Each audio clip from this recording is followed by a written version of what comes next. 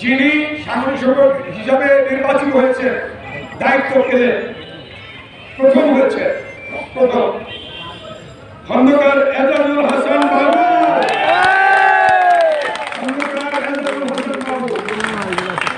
দ্বিতীয় হয়েছে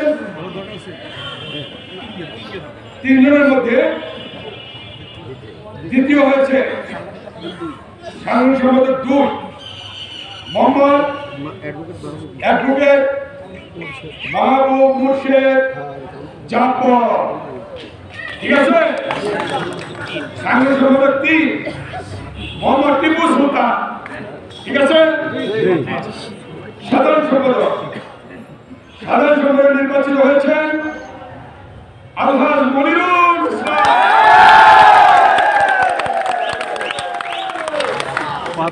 সভাপতি পদে নির্বাচিত হয়েছে সভাপতি পদে বিশ্বাস দিয়ে